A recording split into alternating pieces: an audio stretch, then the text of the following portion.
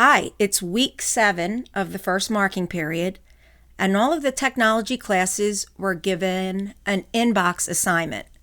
The reason for the inbox assignment is to show that you know how to use the inbox properly and you know how to reply to a message.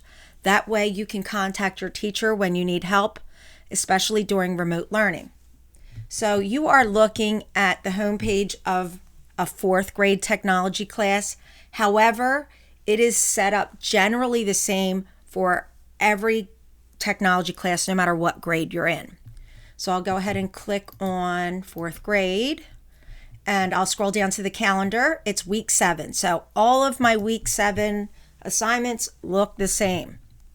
So we're going to scroll down below the Google Meet section, and here is the link for the assignment, the inbox assignment.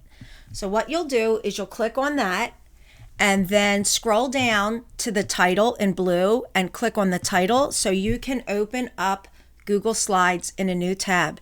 It's much easier to work that way. The first slide is the title slide, and it tells you to follow the steps to complete the assignment. So we'll go to slide 2. It says follow these steps in order to create a message using the Canvas inbox, and then check off each task as it's completed.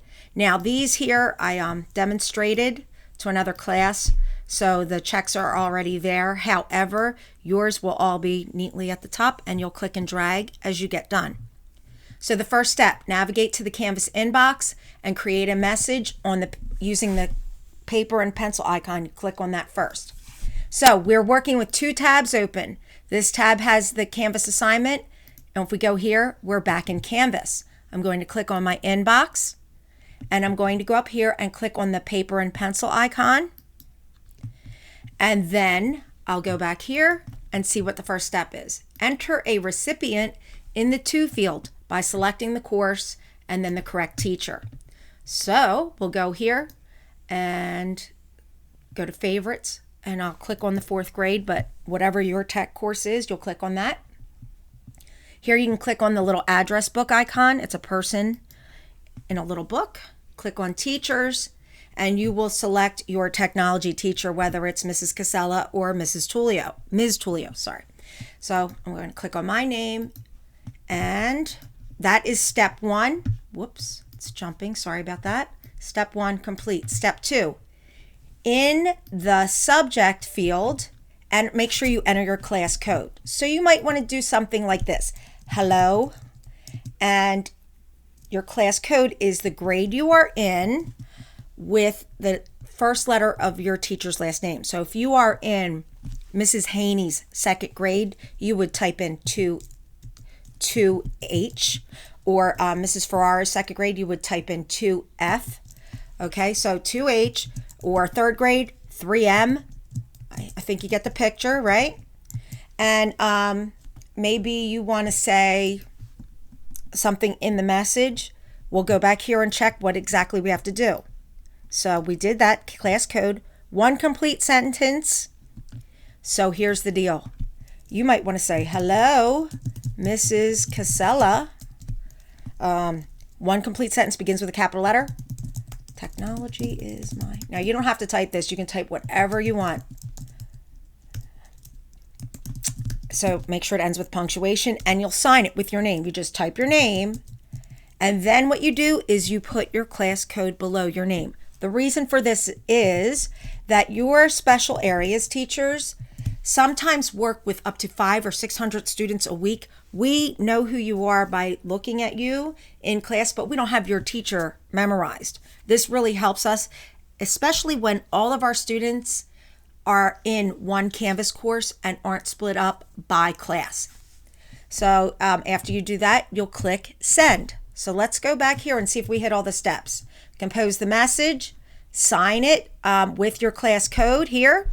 So I did that, and I did that. Let's go to the next tab, send the message. So we did do that, and then you have to wait for a reply from me, okay? Or Miss Tullio. In the meantime, you can go to slide 4 and tell me, how do you think you did on this assignment? Was it something that you can show other students what to do? Can you do it just by yourself, but maybe not show other people what to do? You need more practice? Do you need help? Take this ring and put it around whatever emoji describes how you felt you did on this assignment. Okay, so let's say you're waiting to hear from me. You will see you have a new message from me. If you have this little dot here, this little dot means it's new. There's a 1. Click on that, and you can see that I answered the student back, and I gave them directions. Please reply using the reply button in the top right corner and type at least 1 complete sentence and sign it again. Here is the reply button. See that? It's kind of like a bouncy arced arrow. Click on that. And the reason you want to do this and not start a new message is sometimes students will answer a question and I have no idea what they're talking about. If you reply to the message, I can see the messages below, and that lets me know what we're talking about, and it keeps it in one thread. So you could say anything you want, like thank you, and then you just sign your name. Whatever it is that I tell you to do, make sure you put that class code in there and hit send. At that point, you will know you are done, and this last step is done, and you can turn it in. That's it. So just make sure you write a complete sentence beginning with a capital letter and punctuation, and you put your class code in the subject area and under your name when you sign it. I hope that helps, and I'll talk to you soon. Bye.